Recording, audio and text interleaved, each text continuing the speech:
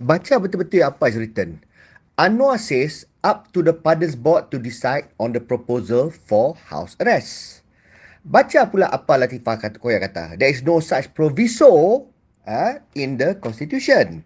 Okay, so that is telling lah kan. Which is consistent with what happened lah kan. Memang is a Pardons Board punya call. They are to advise Agong. And dalam situ, dalam Pardons Board tu ada AG, ada all the mentris who are cognizant and recognized and is savvy about the law. So therefore, it could have been Agong punya intention initially to bring forth the home arrest punya matter to the Pardons Board. Tapi Pardons Board would have advised, Agong, there's no such proviso. It cannot be done. It is against the law. So therefore, the addendum still says addendum. So therefore, it did not enter into the meeting agenda. And therefore, it was not even discussed. It is a non-starter in the first place. So, Agong, like I said lah earlier, Agong can have his entire wish list. Agong bukan expert in law. Jadi, he expects the Pardon Board to advise him. So therefore, in terms of house arrest, Pardon Board dah kata dah, AG would have given his input, it's not possible. It's not doable in law. So this, people got to understand. Okay, so now, the next one is that, halving the sentence, reducing the fine. Yang tu probably Pardon Board advice Agong, okay, yang tu boleh lah. Although they advise against it. So therefore, give face to Agong. Agong some dapat lah untuk Najib. Dia ada yang tak logik, tak dapat. So but again, these details, pasal apa nak kena divulge and share? For what? Just create anxiety and unhappiness is not relevant pun. Whatever the ongoings, whatever transpired in the Pardons Board, is not for people, for public consumption. What's important is what's the conclusion of the Pardons Board. And Agong, kalau dah restu yang tu, and there is an agreement between Agong and the Pardons Board communicate, and that's that. That is final. And therefore, watikah Agong punya keluar pun, kata apa Agong kata, Najib punya tu half, and that's it. Whatever Pardons Board cerita, that was what is persetujui dengan semua dengan Agong lah. That's it.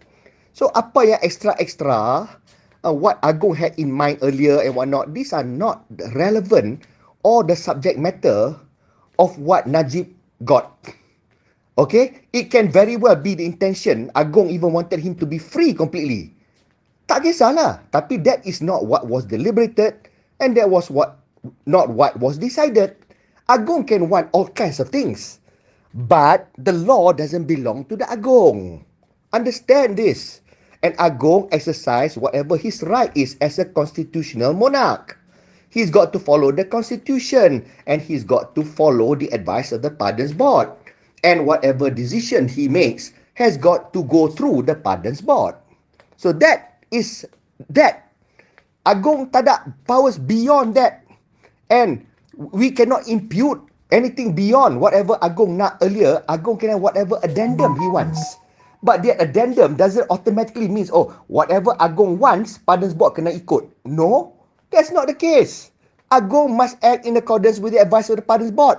And AG is fundamental here. And I think they all play a role. What is done is done. I'm not happy about the commutation of Najib's sentence. But it is what it is lah. Kan? Kalau nak hidupkan balik, proceed. I don't know what's going to happen. Interesting to watch and see.